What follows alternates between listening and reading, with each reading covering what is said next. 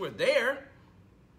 Since we're there, you heard what he said. He broke down a lot. That was a lot. For some of you all who wanted to know why he called Malcolm Jenkins a sellout, did you hear him break it down?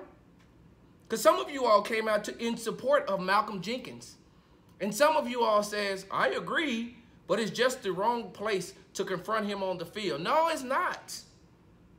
My mama watches this show. My mama listens to this show. Ask her where I used to get a whooping at. Wherever I acted up at. Wherever I acted up at, that's where I got my whooping at. And so like I told you all on last week, he came at Malcolm Jenkins like that. That lets me know he's been trying to get in contact with Malcolm Jenkins. And Malcolm Jenkins has been avoiding him. So he said, you can't avoid me now, bro. We right here. You can't avoid me now. And what did Malcolm Jenkins do? He shrunk. Oh, I'm not going to address this. I'll see Eric. And then next thing you know, a couple days later, Colin Kaepernick should have a job. Nobody want to hear from you anymore, bro. We know that you had a personal agenda because you own a bunch of Papa Johns. We know that you had a personal agenda because all of a sudden you're the one that ended up making the deal with the NFL. Did you hear what Eric Reid just said the deal was? First, the owners tried to take money from breast cancer and from quote unquote, I'm sorry, this ain't no quote unquote, but quote unquote, they wanted to take it away from their patriotic ceremonies. You know, the ones that the paid patriotism that the DOD, Department of Defense, was paying for anyway. You remember that? But they're patriots and, you know, they all the patriotism that they had, but yet the DOD was paying them. And did you hear what he said? It was incentivized. They wanted they want to match what the players put in. But you're the billionaires.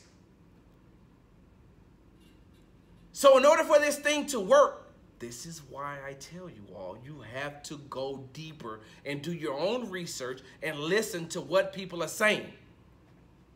Did you hear what he said? The players would have to donate money, and they could only donate up to $5,000. Couldn't be any fundraising. So you see, chop, chop, chop, chop, chop. The NFL kept chopping them at the knees and chopping them at the knees and chopping them at the knees because they didn't want this thing to work.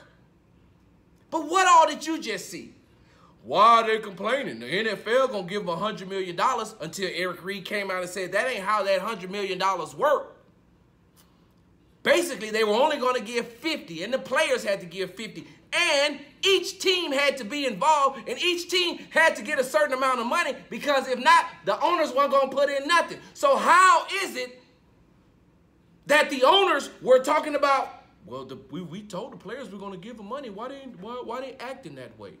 Roger Goodell, the $40 million puppet, well, we just want to make sure that we are doing everything that we can to bring awareness to the social inequalities and injustice that are going on in the minority neighborhoods. You ain't giving no money though. You heard what he said. You heard why he keeps going at Malcolm Jenkins' head. You heard why.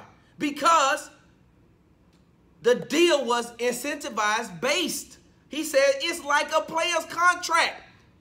You got to get this many tackles, this many interceptions, this many tackle for losses, this many pass breakups, this many sacks in order to make this money. Why do you think they want their money guaranteed up front?